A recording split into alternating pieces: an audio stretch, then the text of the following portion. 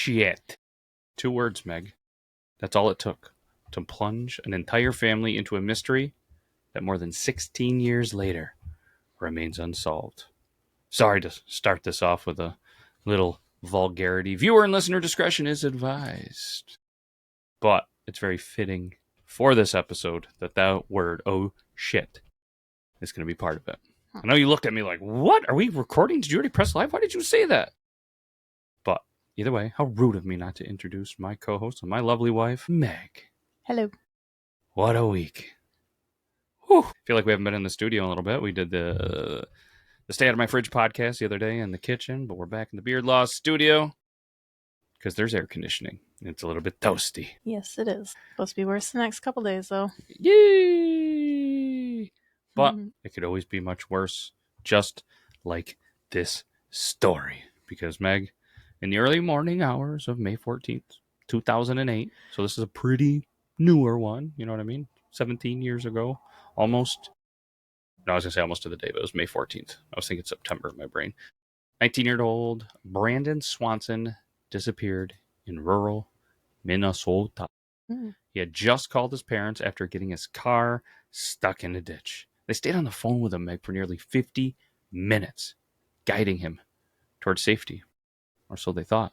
And then, in the dead quiet of the night, Brandon exclaimed those 2 words, oh shit, and the call went dead, and he was never seen again. This is the story of Brandon Swanson, the boy who vanished in the dark. Right? Isn't that terrible? You're on the phone, you're stuck in the ditch, trying to get help.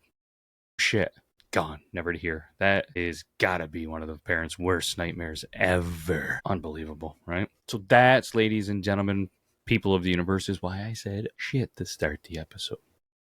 Fitting now, right? All right. Makes sense. Makes sense. All of the sense. Want to keep rolling? All right, let's do this. Brandon Victor Swanson was born January 30th, 1989 in Marshall, Minnesota. Marshall's a small town of about 13,000 people. I like how that is a small town, right?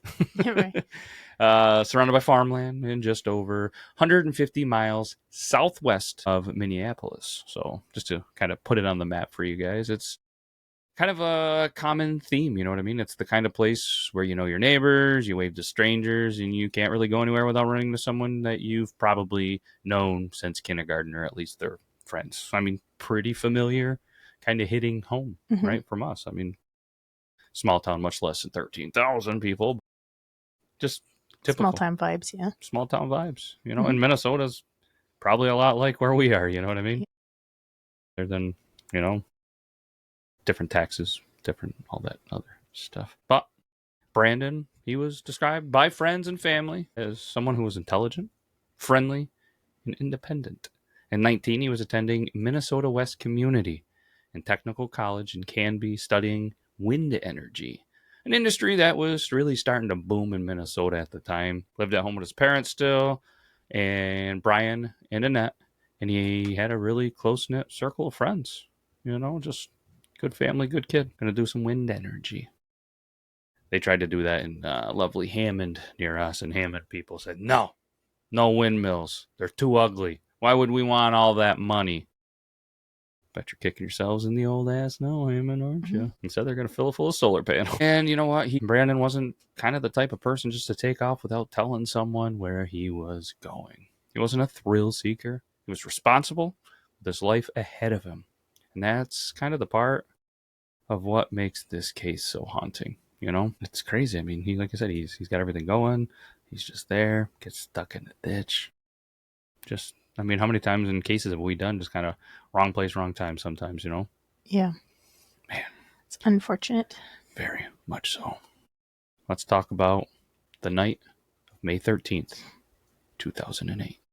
Where were you, May? 2008? Yeah, May 13th, specifically.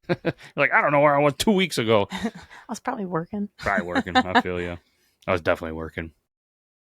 But either way, the night started like any other, you know, end of semester celebration. Classes, they had ended the spring term, and Brandon drove from his hometown in Marshall to the nearby town of Lynn, which was about a 10-minute drive. Wanted to go hang out with some friends. That's how it is here. Takes you 10, 15 minutes to get anywhere. You want to go to the store? How long? 10 minutes. You want to go sit down at the all-you-can-eat buffet? 10 minutes. You want to drive over to the Walmarts, the Stewies, any of those stores? 10 minutes. So we get you. But later that night, he drove about 35 miles northwest to Canby, where he had attended a small little get-together with, some more friends. People who saw him said he had a couple of drinks, but nothing that really seemed excessive. Certainly not enough to make him incoherent. And people are probably thinking, oh, people try to have a couple. Listen, you're not there getting hammered every once in a while. You have a beer, maybe two. You're responsible. You know what I mean? You're not out there doing the keg stand, and you're not out there ripping shots and everything. You have a beer or two, and you hit the road. Seem responsible, right? But just before midnight, Brandon decided, hey, I want to head home. He got in his green Chevy Lumina Life, and started driving back toward Marshall. But instead of taking the, most direct route that probably Google Map would have tried to get you there, he just ended up on a series of back roads. Gravel, unlit, and lined with ditches that sometimes blend into fields. Some point around 1:15 a.m., Brandon's car slipped off the road into a shallow little ditch. Wasn't badly damaged. In fact, he told his parents later that there was no visible damage at all. He just couldn't get out of there. Couldn't get the traction to get out of the dang ditch. And this was right around 1:54 so a.m. He called his parents on his cell phone. Trying to think. What do you think? Android guy? iPhone? Android. iPhone? BlackBerry. Think he's a BlackBerry guy? All right. Brandon called on his BlackBerry and explained the situation. Pretty calm. His car was stuck. He wasn't hurt. He just needed a ride. He was certain he knew exactly where he was, just outside of Lind. So his parents got in their pickup truck, drove to the area he described. But unfortunately, Meg, they didn't find anything. They called him back, tried flashing their headlights, honking the horn. Brandon just couldn't see or hear them, and they couldn't see or hear him. That's when they realized he wasn't in Lind. But Brandon insisted, and he was confident he recognized the area. And obviously, he frustrated at the time. It's a very frustrating thing to be stranded, to be stuck. It's probably not the warmest night in Minnesota. But he remained calm and decided to leave his car and just kind of walk toward lights that he could see in the distance, which he thought were in Lind. He told his parents to meet him there. For the next 47 minutes, Brandon stayed on the phone with him. Talk about a good battery cell phone, huh? Back in the day, they weren't so good sometimes. And remember, they actually used to have swappable batteries on phones. You remember those? You just pop them out, slide them in. Yep. Not no more. Those were the days. So Brandon stayed. There was a flipper. Did it have a camera yet, or before the camera? When you flipped. Before. I liked the flip phone. There was nothing. Hello, snap. Oh, that's when you were mad. Snap it. Glad you can't get mad at me and snap. It was just fun to do. It was fun to do, and they were terrible. Either way, Brandon stayed on the phone with him. They talked about everyday things, his plans for the next day, friends, random topics. While his father kept driving, and they kept looking. But then, abruptly, you know what Brandon said, Meg? Oh, shit. Then the phone went silent. His parents tried to call him back over and over, but the calls, they were sent to voicemail. Then the search begins, because by morning, which only a couple hours away, there was still no sign of Brandon. They found a car, but not anywhere near Lind. It was over 25 miles away on a dirt road near the tiny town of Taunton, Minnesota. That's fun to say. Town of Taunton? Tiny town of Taunton.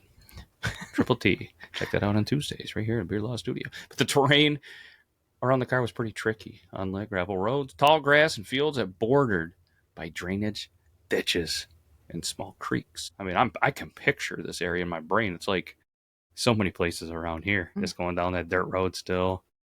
Those drainage ditches, you know what I mean? Which, are just, sometimes they just go under there. They're a big pipe, and I can picture it. But, Meg, within hours, search teams were combing the area. Police, they brought in the old tracking dogs. They followed Brandon's scent along the gravel road, through fields, and right up to the edge of the Yellow Medicine River. Ooh, I wonder how they got the name of that. I don't think I'd want to drink some yellow medicine. Yellow medicine, isn't that arsenic? Didn't they use some crazy stuff back in the day? I don't. Probably not in Arsenic is 2008. clear. Yeah, we did do an episode on Yeah. that before. Anyways, Not that I know personally. why'd you look at me like that? Ladies and gentlemen, next week on the Yore Town Podcast, it's going to be about me. Check for arsenic. Back to this. The dogs are searching, and they actually indicated that Brandon may have entered the river, but then picked up his scent on the other side, suggesting that he crossed the river. And that's got to get the investigators and everybody thinking. I mean, you're not just going to randomly see some lights, say, oh shit, and then cross a river. There started to be some, obviously, lots of theories, lots of unanswered questions, and there was a couple theories that emerged. You know, obviously, they probably have to put something on the report, so they thought maybe accidental drowning. Even though his scent was found on the far bank, some believe that Brandon could have been swept away downstream and drowned. But they did a lot of searches of the river, and they never found Brandon. They also thought maybe hypothermia because the temperatures at night dropped to the low 50s. If he did fall or cross the river, even for a little bit, wouldn't take long. Wet clothes, wet feet. Hypothermia could have potentially set in quickly. And that's kind of what I was potentially thinking. Like, my brain originally went, he was on a phone, this and that. Maybe he's just kind of walking, trying to find it. I'm picturing this dirt road with a little bit of slant. You know what I mean? You're tired. Maybe you just slip a little bit. So he's on the phone and went, oh shit. And it goes quiet because he fell in the river.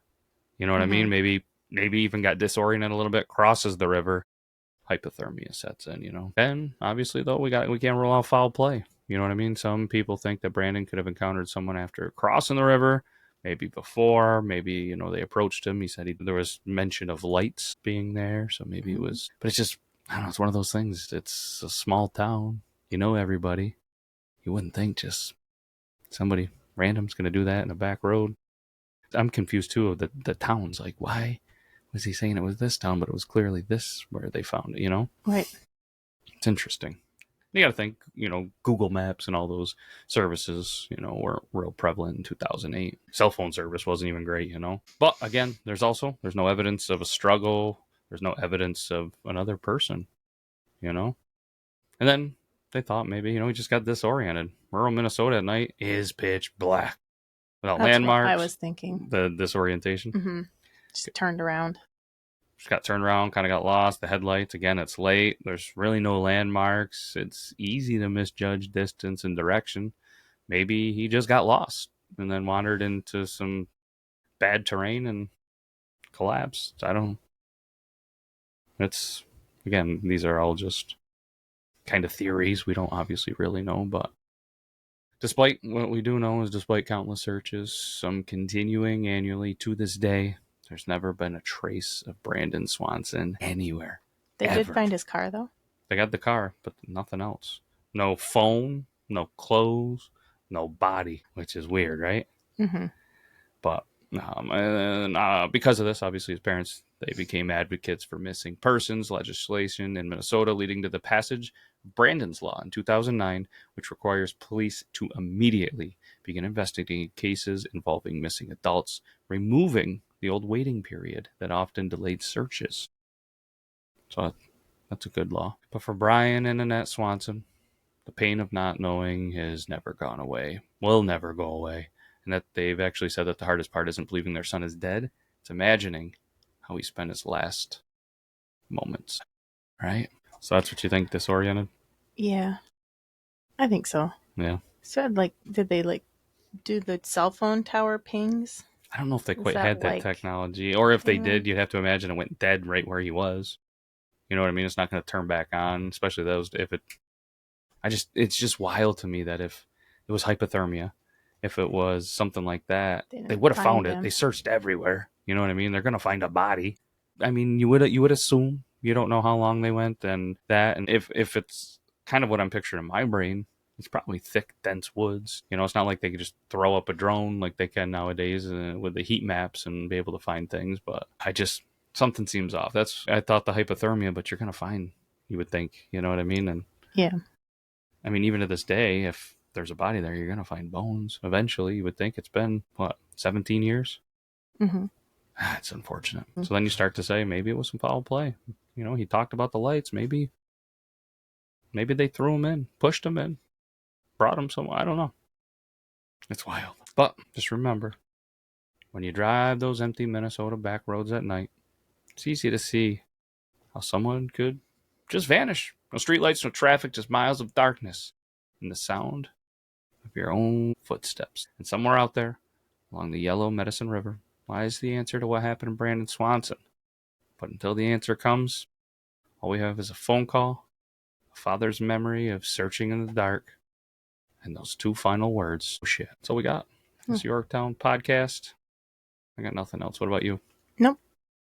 I'm Matt, and that's Meg, and you know what? We'll do it again next week. That sound cool? Sure does. All right, we'll do the thing. If Okay. anybody wants to recommend something, let me know. I know we talked about a little bit in our weekend plans, and you were thinking you want to do like a mystery or a creepy or something. Maybe we'll mix it up next Yeah, week. we haven't done one of those in a We while. haven't done those in a hot minute. So think of something, and we'll do the thing. Sound all right? Okay. All right. Sounds good. We'll go from Minnesota to somewhere else. But either way, appreciate you, Meg. Have we done all 50 states? It's pretty close. I'll have to bring up the sheet. I know we're like real close if we didn't. We'll circle back to that. We got We it. haven't checked that in a while. I haven't checked that in a minute. I'll double check the sheet. Remind me. Thank All right, now great. Now I got homework to do, kids. Sorry. But either way, let's get out of here. Okay. All right, cool. Bye-bye. Bye.